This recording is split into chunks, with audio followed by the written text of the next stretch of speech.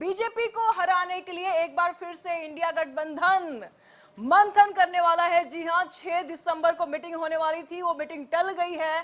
अब आगे मीटिंग होगी और फिर से एक बार मंथन किया जाएगा, एक बार फिर से कमर कसा जाएगा कि किस प्रकार से बीजेपी को हराना है। जी हां, जिस तरह से चुनाव के नतीजे सामने आए थे 5 राज्यों में, उसके बाद से आलोचनाएं भी शुरू हो गई थी कांग्रेस के ऊपर।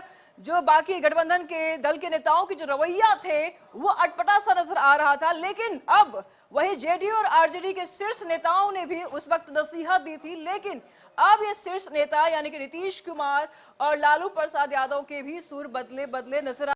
नीतीश कुमार ने कहा कि बीमार था इसलिए बैठक में जाने की बात उस वक्त सामने नहीं आई थी, अब आगे जब भी बैठक होगी हम उसमें बिल्कुल जाएंगे। और वही लालू प्रसाद यादव ने कहा कि बीजेपी को 0 पर ही आउट कर देंगे। जी हां, आपको बता दें कि बीजेपी को हराने के लिए फिर से मंथन करेगा इंडिया गठबंधन। तृणमूल कांग्रेस और समाजवादी पार्टी के नेताओं ने खुलकर हमला बोला था कांग्रेस के ऊपर, और जेडीयू और आरजेडी नेता भी नसीहत देने में पीछे नहीं हटे थे उस वक्त, लेकिन अब जेडीयू और आरजेडी के शीर्ष नेता का सुर बदलते नजर आ रहा है। सीएम नीतीश ने इंडिया गठबंधन की बैठक के बारे में कहा है कि हम बीमार थे इसलिए नहीं गए, आगे बैठक हुई तो जरूर जाएंगे। सीएम ने कहा कि अगली मीटिंग में हम कहेंगे कि तेजी से काम हो। आरजेडी सुप्रीमो लालू प्रसाद यादव ने बीजेपी पर हमला बोला। उन्होंने लोकसभा चुनाव में बीजेपी को 0 पर समेटने का दावा किया है। लालू ने कहा कि लोकसभा में एक भी सीट बीजेपी नहीं जीतेगी। क्या कुछ कहा, सुनिए अभी। पहले नीतीश की बात सुनिए, उसके बाद लालू प्रसाद यादव की। अब वो बात है कि हम तो यही चाहते हैं कि बहुत तेजी से, जब एक जल्दी से जल्दी हो जाए, तभी तय किए थे तो बात कहा कि दूसरा दिन तय करेंगे, तो जैसे ही होगा। अब आजकल न्यूज छप रहा था कि हम नहीं जा रहे, अरे फालतू बात है, अरे बीच में हमको बुखार न था जी, तो उसके चलते उसी बीच उनका खबर आया था, हम कह दे कि नहीं और लोग जाएंगे, इनके बारे में कहें ये भी रहेंगे और सब लोग रहेंगे इधर से। अब बाद में जब आगे होगा तो हम नहीं जाएंगे। एक भी सीट नहीं जीतेगा, हार जाएगा सर, वो हम लोग जीतेगा। अमित शाह को मालूम है, कोई जानकारी नहीं है। पीओ के लिए पीओ पर डेंजर है, इसके लिए अमित शाह। अभी जो हमले हो रहे हैं पीओ के पर, जीएन के पर, तो सब के लिए जिम्मेवार है अमित शाह। मीटिंग कब होगा सर? इंडिया 17-18 को। तो सुना आपने, जेडीयू के शीर्ष नेता नीतीश कुमार और आरजेडी के शीर्ष नेता लालू प्रसाद यादव, दोनों लोगों को कांग्रेस पर भरोसा है, इंडिया गठबंधन को मजबूत करेंगे और बीजेपी को हराएंगे। लेकिन जेडीयू के ही सांसद सुनील कुमार पिंटू को कांग्रेस पर अब भरोसा नजर नहीं आ रहा है। बागी तेवर अपनाया है पिंटू ने। उन्होंने कहा कि अभी कुछ भी रूपरेखा तय नहीं हुआ है इंडिया गठबंधन का, ना सीट शेयरिंग पर बात हुई है और ना ही कोई चेहरा तय हुआ है। अगर ये दोनों मुद्दे नहीं है तो बेकार में मीटिंग क्यों करना है। उन्होंने सीधे सीधे कांग्रेस पर हमला बोला है। क्या कुछ कहा, सुनिए पहले आप भी। जो इंडिया गठबंधन हमारे नेता आदरणीय नीतीश कुमार जी ने इसे इतने अथक मेहनत से, प्रयास से सबको एक प्लेटफॉर्म पर लाया, आज कहीं न कहीं कांग्रेस उसे संवार कर, सजा कर और माला में पिरो कर रखना पाने में असफल रही है, जिसका परिणाम है कि उन 3 राज्यों में भी ज्वाइंट एक सभा होने की बात थी, वो नहीं हुई। सीट शेयरिंग की बात थी, वो नहीं हुई। कल भी और आज भी हमारे नेता नीतीश जी ने कहा है कि एनडीए गठबंधन का बैठकें चल रही है, वो अपनी तैयारी कर रहा है, और इंडिया गठबंधन अभी तक अपना उम्मीदवार नहीं तय कर पाया। सुनील कुमार पिंटू की बाइट आप सुन रहे थे। जेडीयू से सांसद है सुनील कुमार पिंटू, और लालू प्रसाद यादव के भी आपने बाइट सुना। उन्होंने सीधे सीधे बीजेपी को 0 पर समेटने की बात कही है।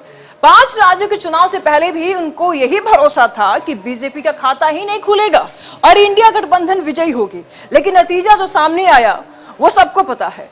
3 राज्यों में बीजेपी ने बहुमत हासिल की, 1 राज्य में कांग्रेस ने हासिल किया। उसके बावजूद भी फिर से लालू प्रसाद यादव बाइट दे रहे हैं, बयान दे रहे हैं कि बीजेपी 0 पर समेटी जाएगी, यानी आउट हो जाएगी, बीजेपी का खाता भी नहीं खुलेगा। लेकिन इस पर अब सम्राट चौधरी ने चुप्पी तोड़ी है, बयान दिया है। क्या कुछ बोला, सुनिए आप भी। लालू प्रसाद जी 3 दिन पहले घोषणा किए थे कि मध्य प्रदेश, छत्तीसगढ़, राजस्थान हम हार रहे हैं, सुपड़ा साफ हो रहा है। अब उन्हीं का सुपड़ा साफ हो गया। अब आजकल जिनके साथ हैं उनके पार्टी के लोगों को जितना वोट पूरे प्रदेश में आया उतना बिहार में एक मुखिया जी को आता है। अब मुखिया के बराबर जनता दल यूनाइटेड हो। तो ये इंडिया गठबंधन की तैयारी देख रहे हैं आप, कमर कसे जा रहे हैं कि किस प्रकार से लोकसभा चुनाव में बीजेपी को बात देनी है। इंडिया गठबंधन दल के नेताओं के भी अब सुर बदलते नजर आ रहे हैं। नीतीश कुमार ने भी अब तैयारी करने की बात कही है, अब कांग्रेस पर भरोसा जताने की बात कही है। भरोसा पहले भी लालू प्रसाद यादव जता रहे थे कांग्रेस के ऊपर, इंडिया गठबंधन के ऊपर कि जीतेंगे हम ही, और अब भी यानी नतीजों के बाद भी, चुनावी नतीजों के बाद भी विश्वास जता रहे हैं। लेकिन विपक्ष अपने मजबूती पर खड़ी है और इंडिया गठबंधन अपने दांव पर खड़ी है। फिलहाल तमाम जानकारी के लिए संवादक अशोक मिश्र जी इस वक्त हमारे साथ बने हुए हैं। अशोक जी, जिस तरीके से चुनावी नतीजे आए थे, कहीं ना कहीं गठबंधन के नेताओं को एक विश्वास उनका खोता हुआ नजर आ रहा था, बयानबाजी भी हो रही थी, नसीहत भी दिए जा रहे थे। यही जेडीयू आरजेडी के नेता कांग्रेस को नसीहत दे रहे थे कि बाकी के जो दल के नेता हैं उनको भी पूछ लेते, उनको भी थोड़ा सा प्रायोरिटी दे दी जाती तो शायद नतीजे कुछ और होते। लेकिन आरजेडी और जेडीयू के शीर्ष नेता विश्वास फिर से करने लगे हैं कि नहीं, अब फिर से हम लोग मजबूती से खड़े होंगे, मीटिंग होगी, बैठकें होंगी, अब फिर से इंडिया गठबंधन मजबूती से आगे बढ़ेगी और बीजेपी को हम लोग मात देंगे। लेकिन नीतीश कुमार का जिस प्रकार से बयान आया, मजबूती से बयान रख रहे हैं वो, लेकिन उन्हीं के दल से एक सांसद उठ के सामने आते हैं, सांसद, और उनको विश्वास नहीं है। वो कांग्रेस को बोलते कि तो मीटिंग करने का फायदा क्या है जब सीट शेयरिंग पर अब तक बात नहीं हुई है, उनके चेहरे सामने नहीं आए हैं, तो ये मीटिंग बेकार है। क्यों? इनको भरोसा नहीं है सुनील को, और क्यों भरोसा है नीतीश कुमार को? देखिए, चुनावी मौसम में बहुत सारे नेता होते हैं, वो पाला बदल सकते हैं। तो सुनील कुमार पिंटू भी उसी राह पर चल चुके हैं, ऐसा आप मान लीजिए। चूँकि सुनील कुमार पिंटू पहले भी बीजेपी में थे और बीजेपी से ही के कोटे से वो विधायक रहे और मंत्री भी रहे। लेकिन जो 2019 का जो चुनाव हुआ था, उस चुनाव के वक्त में जदयू ने सीतामढ़ी सीट से जिसे उम्मीदवार बनाया था, अंत समय में वह व्यक्ति चुनाव लड़ने से पीछे हट गया। वैसी परिस्थिति में जदयू के सामने एक तरह से कहिए कि उम्मीदवार का संकट भी था। तो बीजेपी ने अपने कार्यकर्ता को या अपने नेता को जदयू के सिंबल पर ही चुनाव लड़ने के लिए भेजा। सुनील कुमार पिंटू का जदयू का उम्मीदवार बनाया गया। इसमें कहीं कोई खराबी थी नहीं, इसलिए कि बिहार में बीजेपी और जदयू की ही सरकार थी। इसलिए गठबंधन की सरकार के अगर सांसद भी थे सुनील कुमार पिंटू तो कोई हर्ज नहीं था।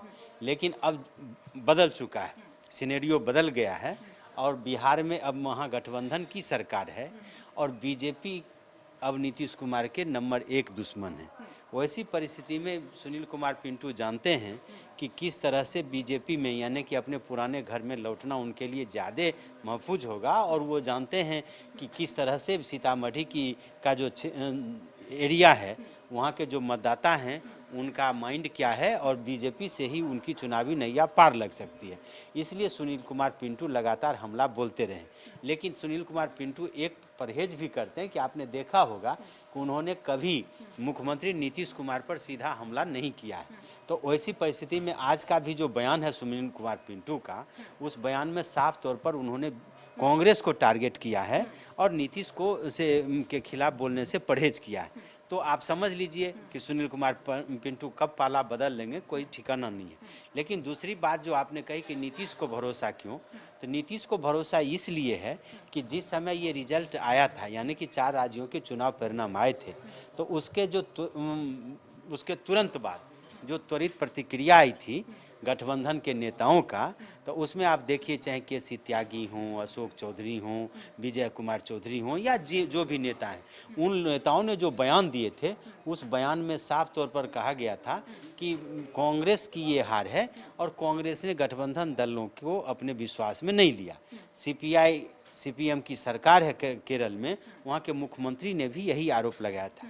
ममता बनर्जी ने भी कहा था कि ये कांग्रेस की हार है, गठबंधन की हार नहीं है। लेकिन जब नीतीश कुमार स्वस्थ होकर के बाहर निकले तो सबसे पहले नीतीश ने ही मोर्चा संभाला। चूँकि नीतीश ने इंडिया गठबंधन को बनाने में महत्वपूर्ण भूमिका अदा की थी, तो नीतीश कुमार नहीं चाहते हैं कि यह गठबंधन बनने से पहले ही ध्वस्त हो जाए। तो नीतीश कुमार ने सबसे पहले गठबंधन की बैठक में जो वो शामिल नहीं हुए उस पर अपना बयान दिया।